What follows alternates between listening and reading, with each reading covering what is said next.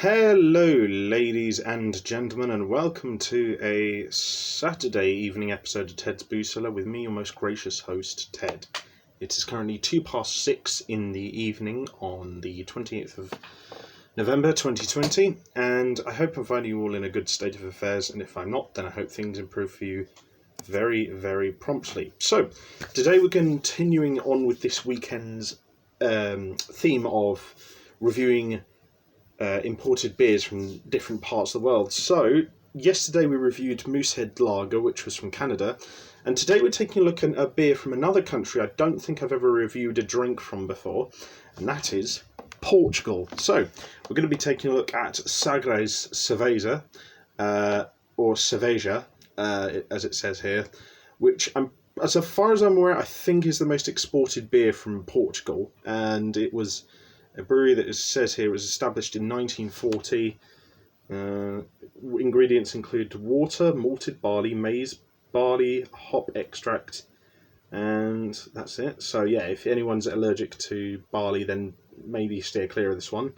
5% alcohol volume, and I got this for £1.79 from the Wine Barrel on Western Road in Hove, which I think for a 330ml bottle is pretty reasonable, to be honest. So, it was £1.69 actually, which is even more reasonable. So, yeah, I think that's a fair price for a bottle of this size. It doesn't really say much about itself on the bottle, and I do like the look of the bottle, though. You can tell it is a distinctly Portuguese design, so yeah, it looks nice. 8 out of 10 for the design of the bottle and the label. I think it's very handsome, and, it just looks like a good, honest, simple lager by the looks of things, much in the similar way to Moosehead. So, we'll have ourselves a sniff of it to hopefully give ourselves a good first impression. I don't think I've ever had Sagres, but I don't know, we'll see how it is anyway. But let's give it a sniff.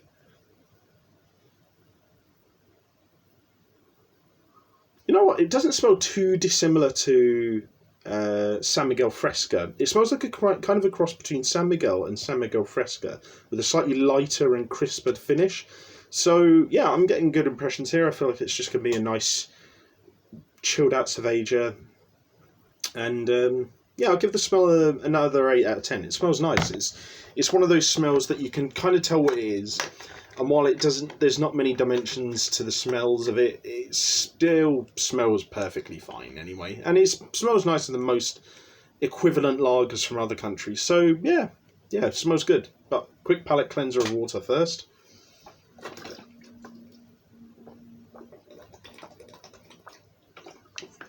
After all, we've got to do as much as we can to give this thing a objective and fair standpoint to review it from. So, for the most important part of the video, the tasting, and bottoms up.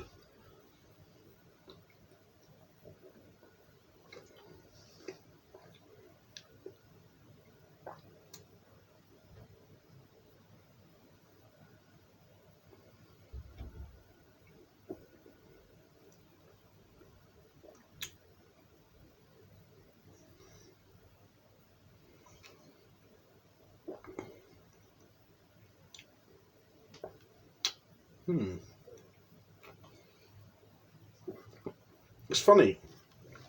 So it's got the light undertones of something like, say, San Miguel Fresca. And it's got a tiny bit of maltiness, not too dissimilar to what you would find in normal San Miguel.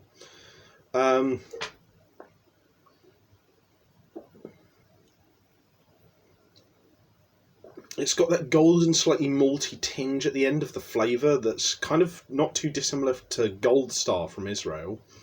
And it's got a hint. It's got that headiness of kind of almost like a Stella in a weird way. It's a weird mixture of different lagers from around the world, but it's combined together to make a beer that does taste pretty good. I think there's a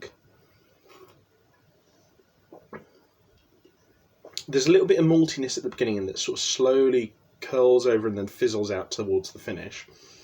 You've got this slightly wet finish as well in terms of the texture, that's undercut with this really nice, simple and basic but very competently brewed and nice lager flavour that complements everything really nicely. It's just an honest Joe simple lager, and it is pretty good. I think I probably slightly prefer Moosehead from yesterday, and I gave that a 9. But this is still pretty good, so I will give it... I'll give it a 7.5. I don't think it's quite as good. It's not elite level beer, but considering the price, you could definitely do a hell of a lot worse. And this is a very relaxing and pleasant drinking experience as well. So, you know, sometimes that's all you can hope for. I just wish there was a slightly more vibrant flavour, and it was maybe a bit lighter as well. But generally speaking, for what it is, this is a damn good lager. Something that the Portugal, I would imagine, should be proud of, because it is a very fine export. And yeah, I probably would recommend this. I probably would say, I think I would recommend it for most, if not all, alcohol drinkers. I just would say that it's probably not quite on the same level as, say, San Miguel Fresca, or Mythos, or Moosehead, or Peroni. Just purely because I think the flavour is a little bit mixed all over the place, but generally speaking, it is competently brewed and is a pleasant drinking experience that I can't really fault. So I think a 7.5 out of 10 is fair. But anyway, hopefully you guys did enjoy that video. If you did, leave a like, share and subscribe. If you have any suggestions for future episodes of Ted's Brew Cellar, leave them in the comment section down below. And if you want to check out anything else I do online, I'll leave the links to my social medias, other YouTube channels and all that shenanigans in the video description down below. But, as always, have fun, stay safe with whatever you're doing, don't do anything I wouldn't do, wash your hands, take a mask with you to the shops, drink responsibly, know your limits, and I'll see you guys at the bar next time on Ted's Brew Cellar. Bye-bye for now.